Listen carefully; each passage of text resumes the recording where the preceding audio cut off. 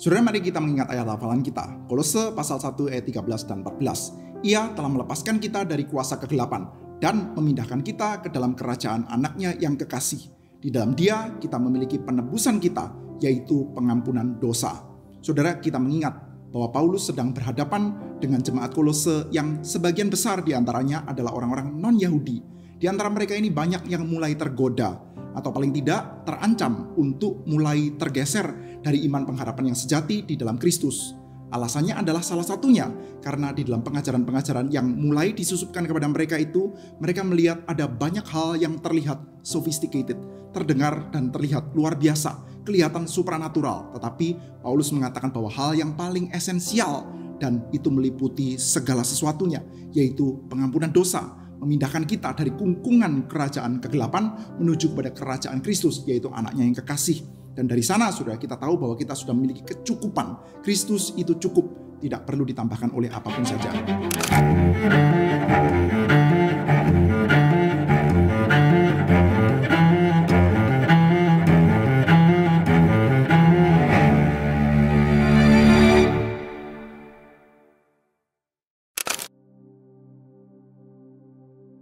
Shalom Bapak Ibu sekalian, mari kita bersama-sama masuk di dalam pembacaan kita di dalam Kolose pasal yang kedua. Sebelumnya mari kita sekali lagi bersama-sama berdoa di hadapan Tuhan. Bapa di dalam surga, kami berterima kasih karena Engkau terus-menerus memeliharakan dan menguatkan umat-Mu melalui pembacaan firman Tuhan. Kami mohon kiranya Engkau karuniakan kepada kami kemungkinan-kemungkinan untuk kami boleh bertemu dengan firman Tuhan yang sama dengan yang pernah Engkau pakai untuk memeliharakan umat Tuhan dari zaman ke zaman. Kami semakin mengenal Kristus, kami semakin berakar, kami semakin dibangun di atasnya, kami semakin bertumbuh, berbuah, dan menjadi berkat. Terima kasih Tuhan, kiranya nama-Mu saja dipermuliakan. Dalam nama Tuhan kami Yesus Kristus, kami panjatkan segala syukur dan doa kami. Amin. Saudara-saudara sekalian, kita bersama-sama membaca dari surat Kolose pasal yang kedua. Karena aku mau supaya kamu tahu betapa beratnya perjuangan yang kulakukan untuk kamu, dan untuk mereka yang di Laodikia, untuk semuanya yang belum mengenal aku pribadi. Supaya hati mereka terhibur dan mereka bersatu dalam kasih, sehingga mereka memperoleh segala kekayaan dan keyakinan pengertian dan mengenal rahasia Allah, yaitu Kristus. Sebab di dalam Dialah tersembunyi segala harta hikmat dan pengetahuan. Hal ini kukatakan supaya jangan ada yang memperdayakan kamu dengan kata-kata yang indah. Sebab meskipun aku sendiri tidak ada di antara kamu, tetapi di dalam roh aku bersama-sama dengan kamu, dan aku melihat dengan sukacita tertib hidupmu dan keteguhan imanmu dalam Kristus. Kamu telah menerima Kristus Yesus Tuhan kita. Karena itu hendaklah hidupmu tetap di dalam Dia. Hendaklah kamu berakar di dalam Dia dan dibangun di atas Dia. Hendaklah kamu bertegak teguh dalam iman yang telah diajarkan kepadamu. Dan hendaklah hatimu melimpah dengan syukur. Hati-hatilah supaya jangan ada yang menawan kamu dengan filsafatnya yang kosong dan palsu, menurut ajaran turun-temurun dan roh-roh dunia, tetapi tidak menurut Kristus. Sebab di dalam Dialah berdiam secara jasmaniah seluruh kepenuhan kealahan. Dan kamu telah dipenuhi di dalam Dia. Dialah kepala semua pemerintah dan penguasa. Di dalam Dia, kamu telah disunat bukan dengan sunat yang dilakukan oleh manusia, tetapi dengan sunat Kristus yang terdiri dari penanggalan akan tubuh yang berdosa. Karena dengan Dia kamu dikuburkan dalam baptisan, dan di dalam Dia juga kamu turut dibangkitkan juga oleh kepercayaanmu kepada kerja kuasa Allah, yang telah membangkitkan Dia dari antara orang mati. Kamu juga, meskipun dahulu mati oleh pelanggaranmu, dan oleh karena tidak disunat secara lahiriah, telah dihidupkan Allah bersama-sama dengan Dia, sesudah Ia mengampuni segala pelanggaran kita, dengan menghapuskan surat hutang, yang oleh ketentuan-ketentuan hukum mendakwa dan mengancam kita, dan itu ditiadakannya dengan memakukannya pada kayu salib. Ia telah melucuti pemerintah-pemerintah dan penguasa-penguasa, dan menjadikan mereka tontonan umum dalam kemenangannya atas mereka. Karena itu, janganlah kamu biarkan orang menghukum kamu mengenai makanan dan minuman, atau mengenai hari raya, bulan baru, ataupun hari Sabat. Semuanya itu hanyalah bayangan dari apa yang harus datang. Sedang wujudnya ialah Kristus. Janganlah kamu biarkan kemenanganmu digagalkan oleh orang yang pura-pura merendahkan diri dan beribadah kepada malaikat, serta berkanjang pada penglihatan-penglihatan dan tanpa alasan membesar-besarkan diri oleh pikirannya yang duniawi. Sedang ia tidak berpegang teguh kepada kepala, dari mana seluruh tubuh yang ditunjang dan diikat menjadi satu oleh urat-urat dan sendi-sendi, menerima pertumbuhan ilahinya. Apabila kamu telah mati bersama-sama dengan Kristus dan bebas dari roh-roh dunia, mengapakah kamu menaklukkan dirimu pada rupa-rupa peraturan, seolah-olah kamu masih hidup di dunia? Jangan jamah ini, janganlah kecap itu, janganlah sentuh ini, Semuanya itu hanya mengenai barang yang binasa oleh pemakaian dan hanya menurut perintah-perintah dan ajaran-ajaran manusia. Peraturan-peraturan itu walaupun nampaknya penuh hikmat, dengan ibadah buatan sendiri seperti merendahkan diri, menyiksa diri, tidak ada gunanya selain untuk memuaskan hidup duniawi. Saudara-saudara sekalian, bagian ini dibuka dengan Paulus mengatakan betapa dia telah bekerja keras, betapa dia telah bersusah-susah dan menderita. Karena itu, aku mau supaya kamu tahu betapa beratnya perjuangan yang kulakukan untuk kamu. Saudara, apa yang sedang ingin dikatakan oleh Paulus dalam bagian ini? Apakah dia sedang ingin menyombongkan dirinya? Betapa kerasnya dia telah bekerja? Apakah dia ingin mendapatkan simpati dari jemaat yang memang tidak langsung dibangun sendiri oleh dia, melainkan oleh Epafras itu? Saudara, kita percaya bahwa bukan itu maksudnya Paulus. Itu akan out of character ya dari Paulus yang kita kenal. Kalau di dalam surat Filipi kita sudah melihat, saudara, bahkan ketika Paulus itu ada di dalam penjara, kemungkinan di Roma, dia sedang menantikan keputusan pengadilan, apakah dia akan dibebaskan atau dia akan dihukum mati. Saudara bisa bayangkan ya, seseorang yang sedang di penjara dan kemungkinan akan dihukum mati, lalu di luar sana ada sesama saudara seiman, ada orang-orang Kristen yang lain yang akhirnya memberitakan Injil dengan maksud tujuan yang busuk, yaitu untuk memperberat bebannya Paulus di dalam penjara. Apakah dengan demikian Paulus menjadi ngambek, saudara? Dia mengatakan, tidak, saya itu bersuka cita. Kenapa, saudara? Karena yang penting adalah Injil, yang penting bukan diri saya. Paulus bukanlah model orang yang gampang suka-suka untuk mencari simpati dari orang lain, saudara. Lantas, kenapa di dalam bagian ini dia mengatakan bahwa dia telah betul-betul berusaha, dia telah betul-betul bersusah-susah dan menderita untuk jemaat Kolose dan juga Laodikia, saudara. Itu adalah satu buah wilayah yang berdekatan, saudara, di dalam lembah Likus. Salah satu diantaranya adalah Hierapolis, saudara. Tetapi Hierapolis tidak disebut dalam bagian ini. Ada beragam kemungkinan salah satunya adalah karena pengajaran palsu yang mulai menyusup di Kolose dan di Laodikia tampaknya belum cukup menancapkan pengaruh di Hierapolis, saudara. Oleh karena itu Hierapolis tidak disebut di sini. Tapi kembali lagi, saudara, kenapa kok Paulus itu berusaha untuk menekankan betapa dia itu sudah bersusah-susah, dia sudah menderita untuk jemaat Kolose dan jemaat Laodikia, kalau bukan untuk menarik simpatinya jemaat, saudara. Salah satu yang paling simpel adalah Paulus sedang ingin menunjukkan value. Paulus sedang ingin menunjukkan betapa besarnya rahasia Injil yang dia perjuangkan dan saat ini sudah dimiliki oleh jemaat Kolose. Oleh karena itu layak untuk dipertarungkan dengan segala macam penderitaan, saudara. Jadi Paulus lebih sedang ingin menunjukkan kepada jemaat betapa apa yang mereka miliki itu cukup, dan bahkan untuk orang sekali berPaulus pun merasa bahwa kalau saya harus menderita seberat-beratnya maka itu layak. Dia tidak peduli atas dirinya sendiri, tapi karena berita yang dia miliki yang saat ini juga dipercayakan kepada jemaat Kolose, dan Paulus mengatakan bahwa aku Paulus menjadi hamba yang memberitakannya. Nah, itu adalah satu buah berita yang begitu besar, berita yang cukup, sehingga ketika jemaat nanti mulai mendapatkan pengajaran-pengajaran yang lain, mereka bisa membandingkan itu dengan mengatakan bahwa yang kita terima di dalam Kristus itu cukup dan kita layak untuk mengorbankan segala sesuatu untuk pengajaran itu, saudara.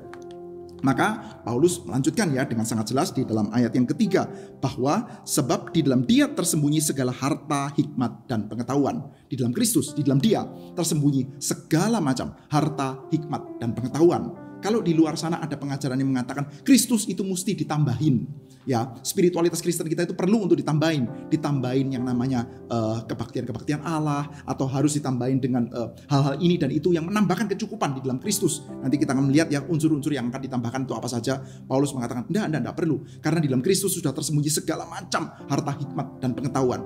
Tidak ada apapun saja yang perlu untuk ditambahkan di dalam Kristus. Selanjutnya Paulus memperingatkan kalau di dalam Kristus segala sesuatunya sudah cukup, maka hati-hati jangan sampai kamu terperdaya. Ini ya. Hal ini kukatakan supaya jangan ada yang memperdayakan kamu dengan kata-kata yang indah. Sebab meskipun aku sendiri tidak ada di antara kamu, tapi dalam roh aku bersama dengan kamu, dan aku melihat dengan sukacita tertib hidupmu dan keteguhan imanmu dalam Kristus. Saudara, Paulus pendek kata sedang ingin mengatakan, saudara, bahwa yang kita miliki dalam Kristus cukup. Oleh karena itu tidak perlu ditambahkan apapun saja. Tetapi hati-hati bahwa ada yang bisa memperdayakan. Ada hal yang kelihatan sangat bagus. Ada kelihatan kata-kata indah yang bisa dirangkai, yang bisa membuat orang itu terpersuasi. Saudara, kita tahu, saudara, ya, bahwa salah satu ilmu yang penting ya di dalam dunia ini adalah ilmu untuk meyakinkan orang lain. Saudara, ilmu untuk meyakinkan orang lain itu tidak sama dengan sekedar product knowledge. Kadang-kadang ada orang yang tahu ya di dalam product knowledge-nya dia bahwa produk yang saya punya itu biasa-biasa saja. Produk yang saya punya itu gak sampai terlalu oke, saudara. Saudara, kalau Anda itu adalah penjual obat atau penjual barang apapun, saudara, lalu segmentasi dari produk Anda adalah ya kurang lebih middle atau middle low, saudara. Anda tidak mungkin menjual produk Anda dengan mengatakan bahwa ini adalah produk yang middle atau middle low. Anda tetap akan berusaha untuk meyakinkan orang-orang yang akan menjadi pembeli Anda bahwa ini adalah satu buah produk yang baik.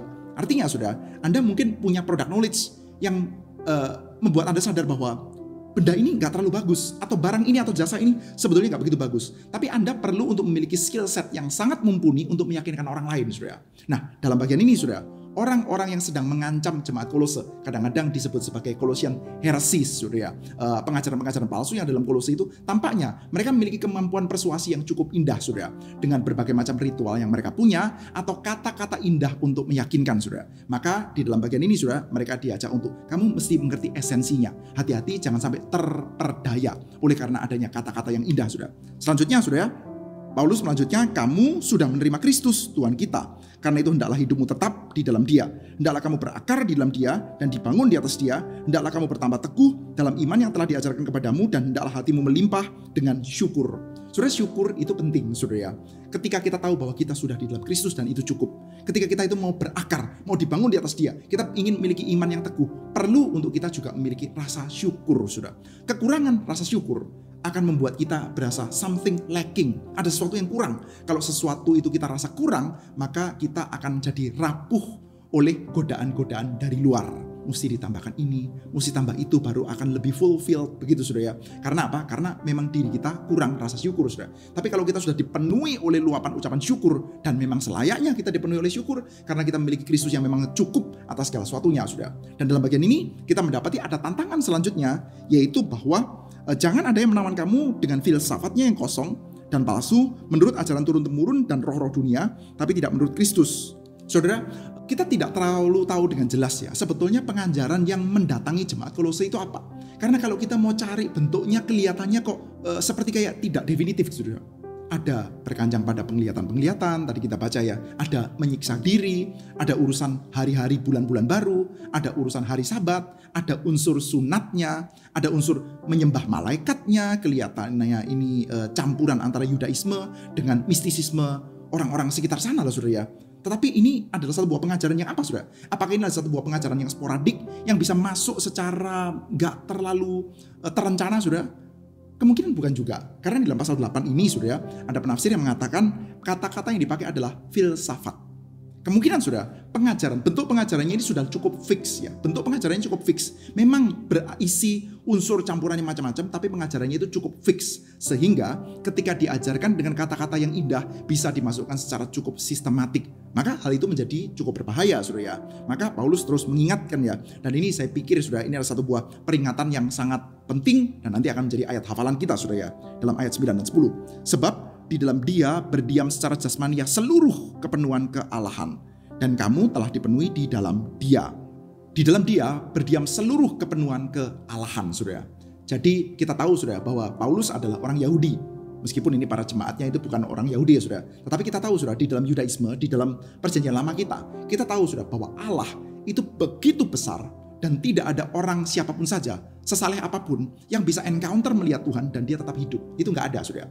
Musa, saudara, ketika dia itu dalam keadaan yang tertekan sekali, dia mengatakan, Tuhan tunjukkan aku kemuliaan-Mu. Lalu Tuhan mengabulkan, tapi tidak langsung ya, hadap-hadapan gitu ya, saudara. Beberapa kali dicatat Musa berhadap-hadapan dengan Allah, tetapi bukan berhadap-hadapan face to face langsung, saudara. Kita tahu di dalam ceritanya Keluaran pasal 34, Musa itu ditaruh di dalam gunung, ditudungi, lalu Allah melewatkan belakangnya segala kegemilangannya, yaitu apa? Nama Tuhan yang disebutkan di hadapan Musa, saudara. Tuhan, Tuhan, pengasih, penyayang, panjang sabar. Nah itu, saudara, itu adalah artinya melihat Tuhan muka dengan muka, tetapi bukan betul-betul face to face seperti ini, saudara. Kita tahu, saudara, di dalam Yesaya pasal yang ke-6 ya. Yesaya ketika dia itu mengalami panggilannya di hadapan Tuhan, saudara, dia itu melihat tahta kemuliaan Allah, saudara, dan dia melihat ada tahta kemuliaan Allah. Ketika dia melihat itu, saudara, dia mengatakan, celakalah aku ini manusia binasa, aku adalah orang-orang yang keji, aku adalah orang berdosa, dan aku tinggal di tengah-tengah bangsa yang berdosa.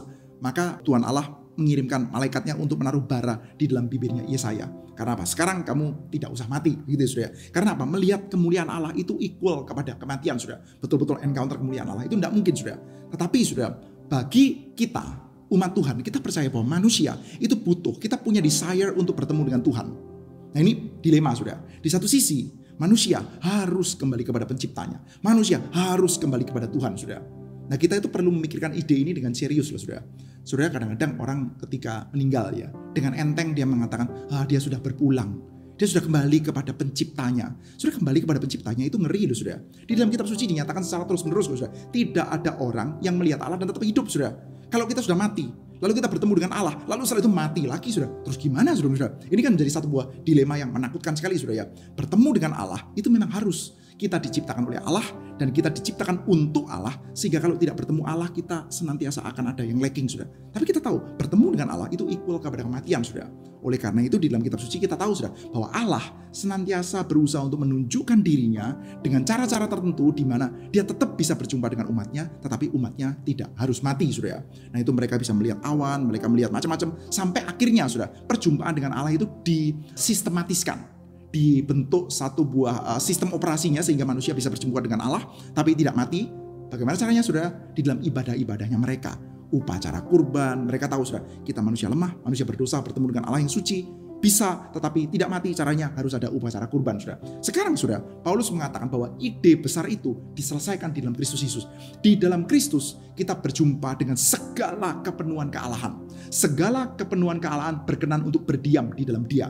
Pendek kata, semua yang ada dalam Allah, semua yang kita perlu tahu, semua yang kita perlu kenal tentang Allah, itu kita dapati ada di dalam Kristus Yesus saudara. Di dalam berbagai macam ritual-ritual yang ditawarkan oleh filsafat yang kosong itu, campuran antara kekristenan dengan mungkin sedikit Yudaisme, mungkin sedikit mistisisme, ada menyembah malaikat, ada menyiksa diri, ada tidak boleh ini, tidak boleh itu. Mereka cuma mendapatkan bayang-bayangnya saja. Tetapi segala kepenuhan Allah itu berkenan untuk berdiam di dalam Kristus. Dan tidak cukup sampai di situ loh saudara. Paulus melanjutkan ya dengan mengatakan, dan kamu telah dipenuhi di dalam Dia. Kamu itu telah dipenuhi di dalam Dia saudara. Nah maka saudara, kita mendapati ya, ini ucapan penting saudara, di dalam Dia secara jasmaniah. Sebab di dalam Dialah berdiam secara jasmaniah seluruh kepenuhan kealahan, dan kamu telah dipenuhi di dalam Dia. Di dalam Kristus berdiam secara jasmaniah. Tetapi saudara, kita tahu bahwa ini adalah semacam hal yang dikatakan oleh Paulus rahasia. Rahasia ya. Tadi kita melihat ya di dalam ayat 2 ya, supaya hati mereka terhibur dan mereka bersatu dalam kasih, sehingga mereka memperoleh segala kekayaan dan keyakinan pengertian dan mengenal rahasia Allah, yaitu Kristus. Ada rahasia Allah, ada misteri Allah. Jadi hal ini memang tidak serta-merta bisa kelihatan secara jelas. Ya. Harus ada kuasa Roh Kudus yang bekerja dalam diri kita, lalu kita melatih diri dan terus-menerus dibukakan untuk kita bisa melihat rahasia ini saudara. Kita tahu saudara, Kristus itu telah datang secara jasmaniah, hidup bertumbuh di Nazaret saudara, sampai akhirnya nanti perjalanan Yerusalem banyak orang pernah berinteraksi dengan Dia. Faktanya sedikit kok yang bisa melihat bahwa segala kepenuhan Allah berkenan berdiam di dalam Dia saudara. Tetapi saudara, kita tahu bahwa itulah yang dikatakan oleh Tuhan Allah ya, melalui Rasul Paulus dalam di sini saudara. Ada rahasianya, ada sesuatu yang tidak bisa terlihat secara jelas saudara. Kalau saya memegang secangkir kopi, orang lalu saya katakan ini enak sekali, banyak orang akan merasa, kok pahit ya. Ya memang sih kelihatannya kok kamu minum kelihatannya kok enak sekali ya. Tapi begitu saya coba rasanya kok gak enak ya, kok pahit ya. Saya pernah bertemu dengan satu orang ya. Ini adiknya dari teman saya. Agak kesal pada waktu itu sudah. Kami sudah bikinkan dia kopi, sudah dengan kayak bangga sekali ya kita bikinkan. Kopi ini enak sekali.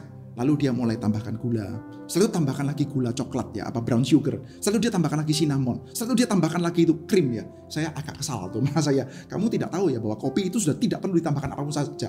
Kopi yang saya bikin itu kamu sudah tidak perlu tambah apa lagi. Itu sudah perfect itu. Kamu tunggu sampai didinginkan akan kurang perfect. Kamu mau panaskan lagi dengan lebih panas, itu akan kurang sempurna. Kamu tambahkan gula akan berkurang kesempurnaannya. Kamu tambahkan susu kurang kesempurnaannya. Itu sudah paling pas tuh. Tapi dia tambahkan ini, tambahkan itu, tambahkan ini, tambahkan itu. Karena apa? Karena keindahan kopi itu ya, kenikmatan kopi itu masih bersifat rahasia bagi dia sudah. Nah kita mau sudah, kita dibukakan oleh Tuhan. Dan Paulus mengatakan, kalau kamu sudah mengenal itu, maka kamu tidak akan gampang lagi untuk diguncang-guncang.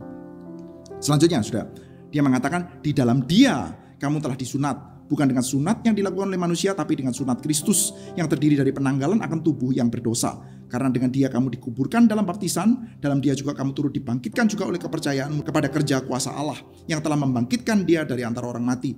Kamu juga meskipun dahulu mati oleh pelanggaranmu dan oleh karena tidak disunat secara lahiriah, telah dihidupkan Allah bersama-sama dengan Dia sesudah Ia mengampuni segala pelanggaran kita dengan menghapuskan surat hutang, yaitu ketentuan-ketentuan hukum yang mendakwa dan mengancam kita, dan itu ditiadakannya dengan memakukannya pada kayu salib.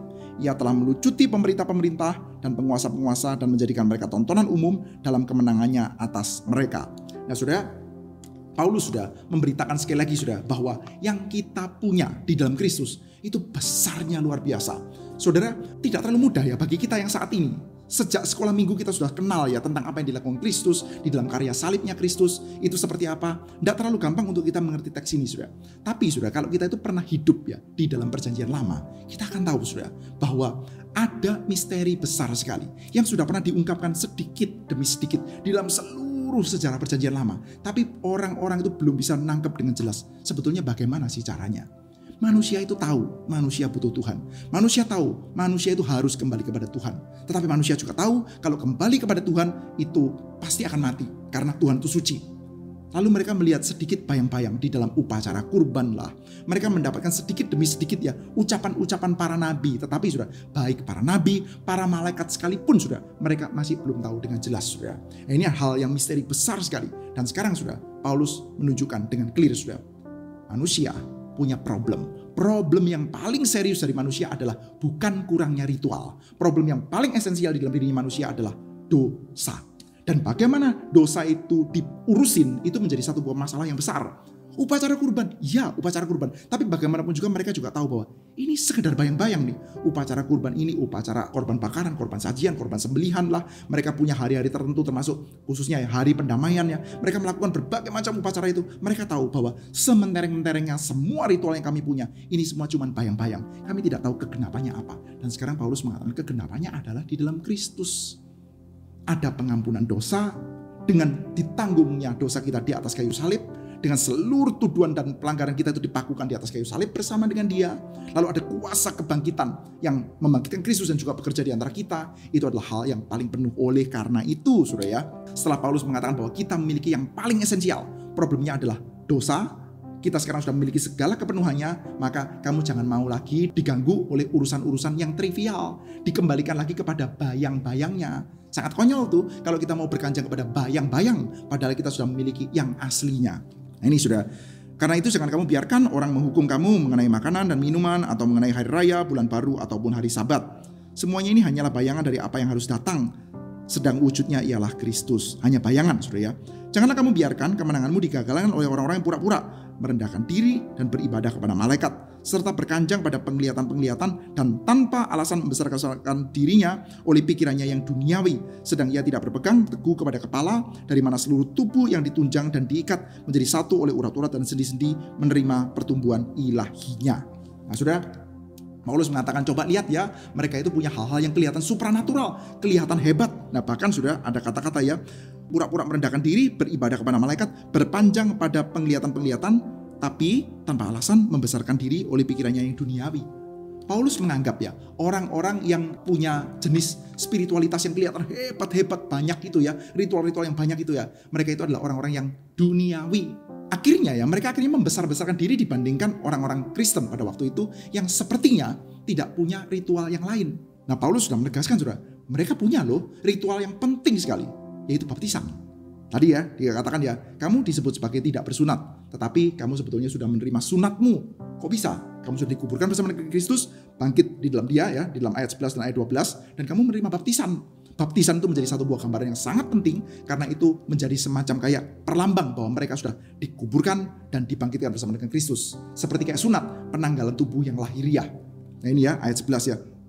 Dalam dia, kamu telah disunat, bukan dengan sunat yang dilakukan oleh manusia, tapi dengan sunat Kristus yang terdiri dari penanggalan akan tubuh yang berdosa.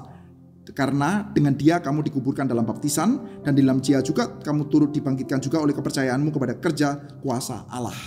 Maka kamu jangan lagi mau diganggu oleh segala macam ritual-ritual yang kelihatan sophisticated itu. Padahal lepas dari Kristus. Sudah, kenapa lepas dari Kristus ya? Kenapa dikatakan bahwa ini lepas dari kepala? Sedang ia tidak berpegang teguh kepada kepala, dari mana seluruh tubuh yang ditunjang dan diikat menjadi satu oleh urat-urat dan sendi-sendi menerima pertumbuhan ilahiyahnya. Kenapa kok disebut sebagai lepas dari kepala? Saudara, kalau gini ya, kita mengatakan kita orang Kristen, lalu doktrin dasarnya sudah betul tuh.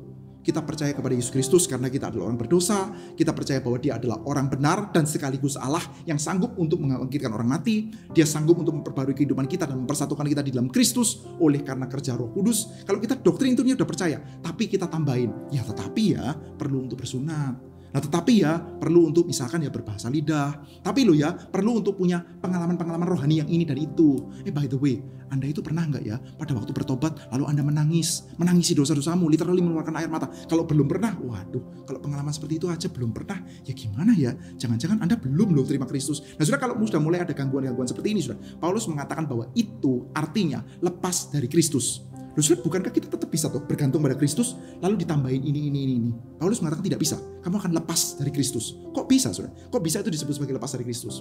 Sudah, coba bayangkan begini. Misalkan tadi ya, kopi, sudah. Kopi yang saya bikin sudah sempurna, sudah sangat enak, sudah. Lalu Anda tetap ada, esensialnya kopi yang saya bikin itu tetap ada, sudah. Lalu tapi Anda tambahkan gula, Anda tambahkan butter mungkin ya, Anda tambahkan krim, Anda tambahkan susu, Anda tambahkan cinnamon, Anda tambahkan strawberry mungkin, Anda tambahkan macam-macam, sudah. Sudah, bukankah itu jadi menghilangkan the real coffee yang saya sudah bikinkan kepada Anda, sudah? Sudah, kita tidak bilang bahwa Kristus bisa dihilangkan, sudah. Tetapi pandangan yang percaya bahwa iman kita patut untuk ditambah-tambahin itu menunjukkan bahwa imanmu yaitu bukan iman yang sejati, sudah. Iman yang sejati kepada Kristus Yesus sudah tidak perlu lagi ditambahkan apa-apa. Nah, kita melihat ya, selanjutnya Paulus menunjukkan kamu telah mati bersama dengan Kristus dan bebas dari roh-roh dunia. Jadi mengapakah kamu menaklukkan dirimu kepada rupa-rupa peraturan seolah kamu masih hidup di dunia? Jangan jamah ini, jangan kecap itu, jangan sentuh ini. Semua hanya mengenai barang binasa oleh pemakaian dan hanya menurut perintah-perintah ajaran manusia. Peraturan ini walaupun nampaknya penuh hikmat, dengan ibadah buatan sendiri seperti merendahkan diri, menyiksa diri, tidak ada gunanya selain untuk memuaskan hidup duniawi. Saudara, ini perlu agak hati-hati, saudara ya. Dikatakan ya dalam bagian ini ya, nampaknya berhikmat. Nampaknya berhikmat. Memang akan kelihatan berhikmat dari luar, sudah. Jadi Paulus tidak mengatakan bahwa itu bodoh, sudah abaikan saja. Dia tidak sekedar mengatakan itu, sudah. Dia mengatakan ya bahwa nampaknya penuh hikmat. Nampaknya penuh hikmat, sudah. Jadi ini memang bisa memperdaya. Apalagi kata-katanya indah, nampaknya penuh hikmat, maka kita bisa terperdaya, sudah.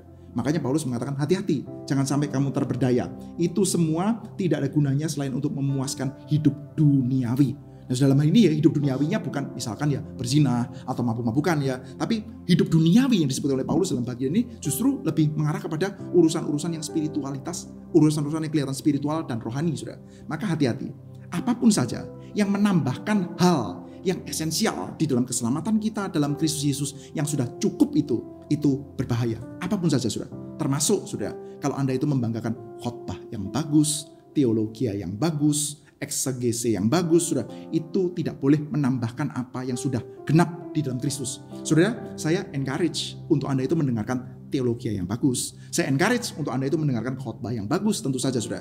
Atau Anda itu memiliki teologi yang solid, semangat penginjilan yang bagus, sudah. Tetapi, sudah, kalau hal-hal itu, sudah, menambahkan apa yang sebetulnya sudah cukup, sudah, di dalam Kristus Yesus, nah itu menjadi berbahaya, sudah.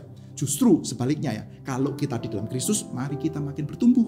Kalau kita makin bertumbuh, teologianya makin beres. Kalau kita makin bertumbuh, makin kita menyenangi khotbah-khotbah dengan penggalian firman Tuhan yang sehat, sudah. Tetapi, sudah, itu tidak membuat kita itu menjadi lebih. Tidak membuat kita menjadi memegahkan diri dibandingkan orang lain, sudah. Itu memuaskan hidup duniawi. Kadang-kadang, sudah, saat ini ya bahkan ya kita, orang-orang reform sekalipun bisa terjebak di dalam hal ini, sudah. Kita bisa merasa bahwa kalau Anda percaya pada Yesus Kristus yang sudah menyelamatkan kita saja, itu tidak cukup.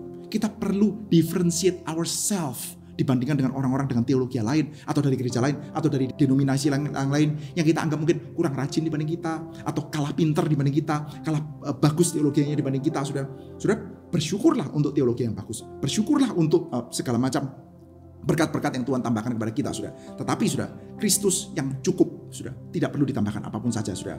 Ketika kita itu ada di dalam Kristus yang cukup, berakar, dibangun di atas Dia, makin teguh iman, kita memang kepingin untuk semakin lama semakin bertumbuh, sudah.